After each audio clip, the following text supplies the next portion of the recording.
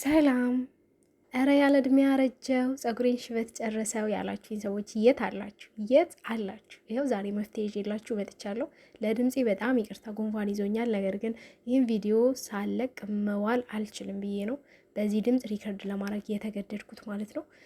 የኢንዲያን እናቶች ሻይ ቅጠልን በባህላዊ መንገድ ለሽበት መከላከያ ይጠቀሙታል። አሁን ደግሞ ሳይንሱ 100% ሻይ ቅጠል የወጣ የበቀለ ሽበትን እንደሚያደበዝዝና አዲስ እንዳይበቅል እንደሚከላከል አስቀምጦልናል ማለት ነው።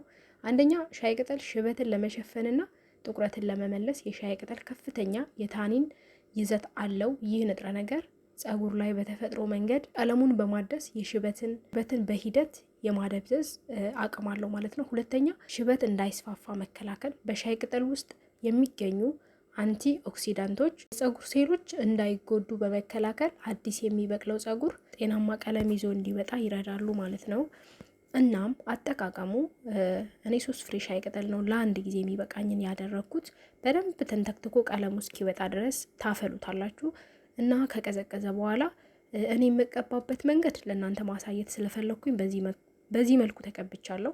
ነገር ግን እኔ ሻወር ለመውሰድ በተዘጋጀው ሰዓት ሙሉ ጸጉሬን ከጫፉ እስከ አናቴ አስነክቼው ለ1 ሰዓት ነው ማቆየው።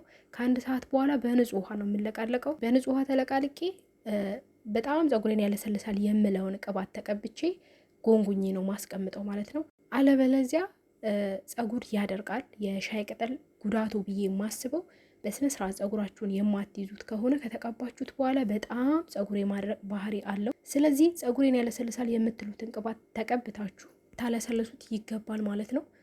ሌላኛው መንገድ ተቀብታችሁ ጸጉራችሁ ላይ መተው ትችላላችሁ። ያው ጸጉር ከማድረቅ ውጪ ጸጉራችሁ ላይ ብትተውት ለጸጉራችሁ ጥንካሬ ለሽበቱ ማጥፊያም በጣም ነው የሚጠቅመው። ነገር ግን እንዳይደርቅ በተቻላችሁ መጠን ጸጉሬን ያለሰልሳል የምትሉትን ቅባት ተቀቡ። በጣም ትገረሙበታላችሁ። እኔ በጣም ብዙ ሽበቶች አሉኝ እና እነዛ ሽበቶች በጣም አሁን ላይ ደብዝዘዋል እና የጸጉሬ ከለር ደግሞ በጣም ነው የሚያምረው። ፀሐይ ላይ በተለይ ባሳያችሁ የሆነ ወርቃማ ነው፣ በጣም ነው የሚያበራው፣ ወዝ አለው እና ሌላው ጸጉር ደግሞ ከስር ነጭ ሆኖ እንዳይበቅል እዛው እየገደለው ነው የሚመጣው ማለት ነው። እና የሻይ ቅጠልን ውሃ ተጠቀሙበት። በጣም ትደሰቱበታላችሁ።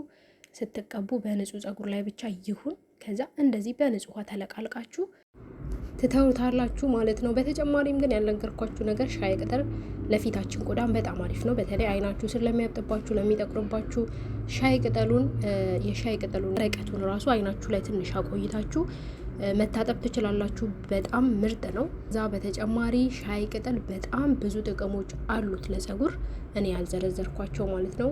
ሰብስክራይብ ያላደረጋችሁ ሰብስክራይብ አድርጉኝ። እንደዚህ አይነት ቪዲዮችን ስለቅ ቶሎ እንዲደርሳችሁ የደውል ምልክቷን ተጫኑ። አመሰግናለሁ።